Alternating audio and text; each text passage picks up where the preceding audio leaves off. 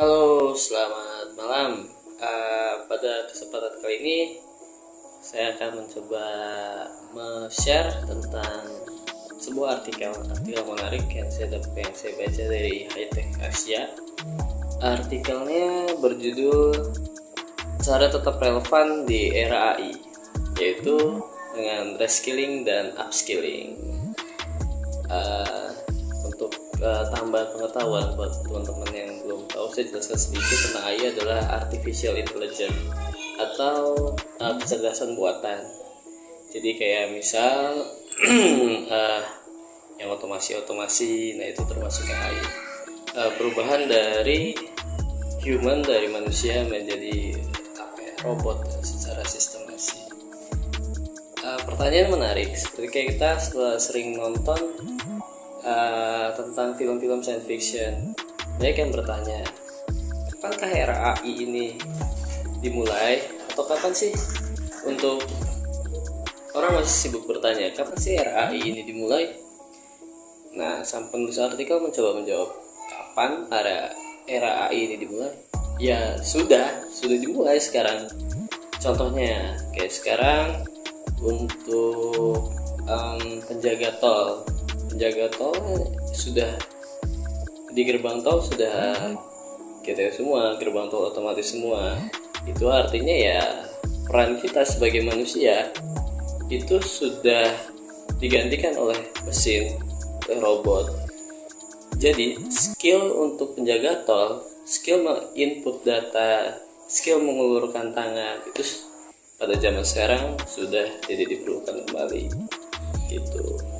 Jadi bagaimana caranya agar kita tetap relevan di era AI ini? Era AI ini menuntut kita untuk upskilling dan reskilling, menaikkan kemampuan kita yang kita sudah punya, tapi juga harus reskilling, menambah ilmu atau skill yang sudah kita punya ditambah dengan skill-skill lainnya yang bisa relevan. Bagaimana caranya berarti tergantung dari sebaik atau secepat apa kita mempelajari ilmu baru. Nah, di artikel ini juga disebutkan nih tips-tipsnya untuk kita menuju ke secepat apa sih kamu pelajari ilmu baru, yaitu menurut dari Barbara Oakley, cara belajar efektif itu ada 4, yaitu yang pertama adalah fokus dan berhenti. Fokus dan berhenti itu ini sejalan dengan cara kerja otak kita.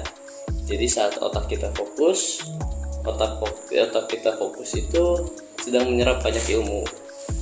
Saat otak kita fokus, ilmu itu masuk semua.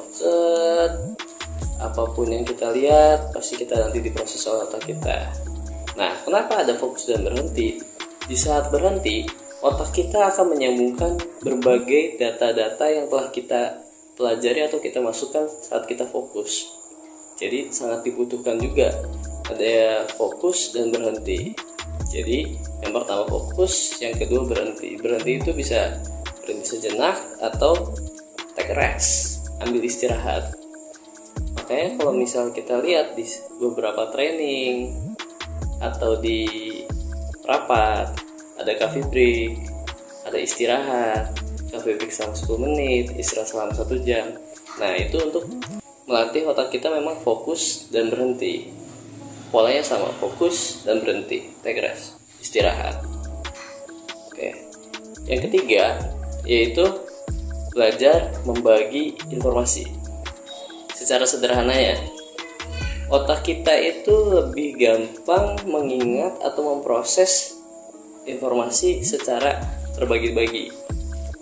Misal, mengingat nomor angka telepon 081150515052. Itu lebih gampang kalau kita membaginya. Misalnya otak kita membagi nomor HP menjadi 44.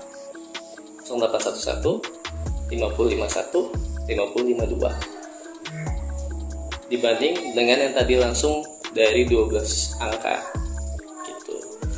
Secara nggak sadar kita sudah mempraktekkan sebenarnya teori-teori ini, tapi ya dengan adanya teori ini dipatenkan, harusnya kita bukan secara tidak sadar lagi, jadi habit untuk bagaimana cara kita belajar. Yang keempat yaitu kenali tipe pembelajaran diri. Jadi ada dua pembelajaran diri menurut dari artikel ini. Ada yang tipe kencang, kayak kita naik mobil kencang kan, semua terserap, semua jalan terserap, tapi melupakan detail. Di situ banyak detail-detail. Di situ kalau kita tipe itu, kelemahan kita pasti di detail-detailnya lebih kurang. Di jalan tadi ada beberapa orang yang lewat, di jalan ada tukang somai apa enggak, nggak kelihatan tukang kencang. Yang kedua, tipe pendaki gunung. Pendaki gunung lambat, tapi banyak yang terserap semuanya. Seorang pendaki gunung bisa melihat perbedaan kalau kita yang secara tidak detail. Orang yang tadi tipe pertama melihat gunung intinya cuma hutan, kayu, rumput, tapi seorang pendaki gunung bisa melihat walaupun itu semuanya hutan, pohon, rumput, tapi tiap sektornya pasti berbeda. Nah itu detail-detail mereka lebih kuat, detail-detail tipe 2 lebih kuat. Jadi apa yang harus ditingkatkan itu kecepatannya gitu. Nanti pada akhirnya balance antara kecepatan dan detail-detail. Dari artikel tadi High-Tech Asia yang dengan berjudul cara tetap relevan dari AI, itu dulu yang coba saya share. Nanti kalau ada lagi atau misalnya saya ada di lain kesempatan, kita share ilmu lainnya. Terima kasih. Assalamualaikum warahmatullahi wabarakatuh.